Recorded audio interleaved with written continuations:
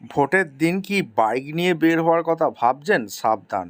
নির্বাচন কমিশনের নতুন নিয়মে আপনার বাইকটি কিন্তু পুলিশ আটকে দিতে পারে। বের হওয়ার আগে নিয়মগুলো একবার দেখে নিন। অনুমতি ছাড়া বাইক চলাচল ভোটের দিন এবং তার আগে নির্দিষ্ট সময় পর্যন্ত বৈধ অনুমতি বা পাস ছাড়া বাইক চালানো সম্পূর্ণ নিষেধ। সাংবাদিক জরুরি পরিষেবা যেমন অ্যাম্বুলেন্স, ফায়ার সার্ভিস এবং নির্বাচন ডিউটিতে থাকা কর্মীরা যথাযথ পরিচয়পত্র দেখিয়ে বাইক চালাতে পারবেন। ভোটারদের জন্য নিয়ম: দূরবর্তী ভোট কেন্দ্রের ক্ষেত্রে বয়স্ক, শারীরিকভাবে অক্ষম ব্যক্তিদের জন্য বিশেষ ছাড় থাকতে পারে, তবে তা অবশ্যই স্থানীয় প্রশাসনের নিয়ম অনুযায়ী। আপনাদের সামনে অফিসিয়ালি নোটিফিকেশনটা দেখাচ্ছে। আচ্ছা, পশ্চিমবঙ্গ বিধানসভা নির্বাচন 2026কে কেন্দ্র করে পশ্চিমবঙ্গ মুখ্য নির্বাচন আধিকারিকরা সিও কার্যালয় থেকে 20 এপ্রিল 2026 তারিখে একটি নির্দেশিকা জারি করেছে এবং তথ্যের ভিত্তিতে সেই নোটিফিকেশানটা আপনাদের সামনে তুলে ধরছি।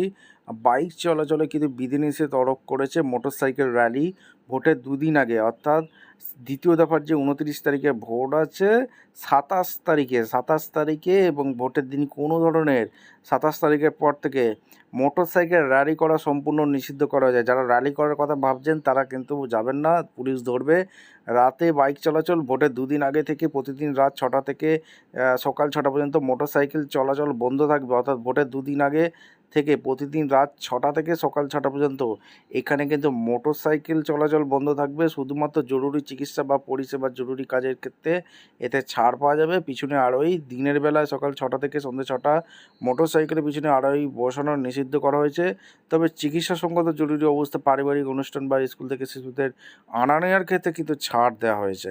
ভোটের দিন নিয়ম: ভোটের দিন সকাল 6টা থেকে সন্ধ্যে 6টা পর্যন্ত ভোটাররা তাদের পরিবারের সদস্যকে সাথে নিয়ে ভোট কেন্দ্রে যেতে পারবেন। তবে এটি শুধুমাত্র ভোট দেওয়ার এবং জরুরি প্রয়োজনীয় উদ্দেশ্যেই প্রযোজ্য। ছাড় বা অনুমতি: জরুরি প্রয়োজনে কেউ এই নিয়মের বাইরে ছাড় পেতে চাইলে স্থানীয় থানা থেকে লিখিত অনুমতি নিতে হবে।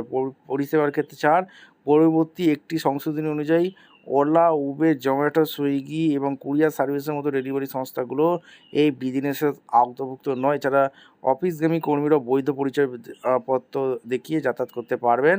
মূলত নির্বাচনের সময় ভয়ভীতি প্রদর্শন রোধ করতে এবং শান্তিপূর্ণ ভোট গ্রহণ নিশ্চিত করতে এই পদক্ষেপ নেওয়া হয়েছে। আপনাদের মতামত অবশ্যই কমেন্ট সেকশনে ব্যক্ত করবেন। দেখা হচ্ছে কোনো পরবর্তী ভিডিও। ধন্যবাদ।